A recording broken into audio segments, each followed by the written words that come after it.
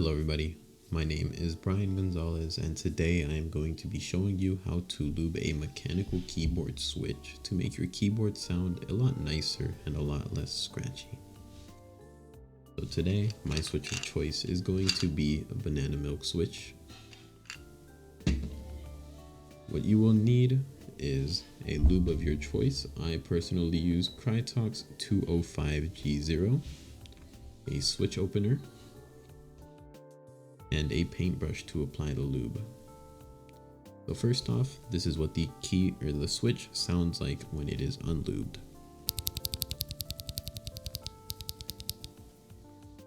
Alright, so the first step to lubing a switch is you want to make sure you open the switch. Alright, once you have opened the switch, you are left with four parts. You will have the switch housing, the bottom housing. You will have the top housing, the switch spring, and then the switch stem. So you want to put all these parts aside except for the bottom housing for now. Alright, so you want to first apply lube onto your paintbrush. You want to make sure to get a little coat. You don't want to have too much lube or else you will ruin the switch and make it unusable. So the points of contact that you want to lube on the bottom housing are these two long stems right here. You want to make sure not to lube this little copper leaflet, as if you lube it, that will render the switch useless.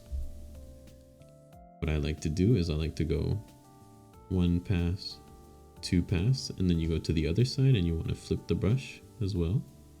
One pass, two pass. Next, you want to get the spring.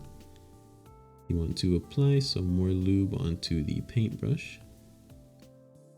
And then you just want to make sure to get both ends of the spring, as those are the 2 points that make the most contact on the switch. Okay, and then you want to put those parts back together. Now you are left with the stem of the switch. What you want to do is apply a little bit more lube. And then I find it easier to have a napkin nearby just in case you apply too much lube. And what you want to do is you want to lube both ends of the stem.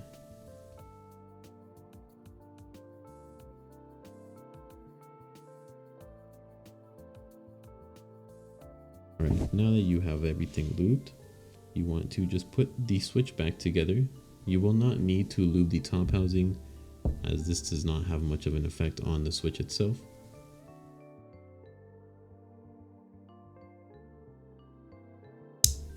Alright, now that you have the switch back together, this is what the switch sounds like now that it has been lubed. So you can hear that it has a lot deeper sound signature. And then I will show you what it sounds like when it is in a keyboard. The N key is the switch that has not been lubed, and the M key is the switch that has been lubed. So you can hear that the N key is very scratchy. And you can hear that the M key is a lot deeper with a less scratchy sound signature. And that is how you lube a switch and how you can achieve a better sound signature and more satisfying sound on your keyboard.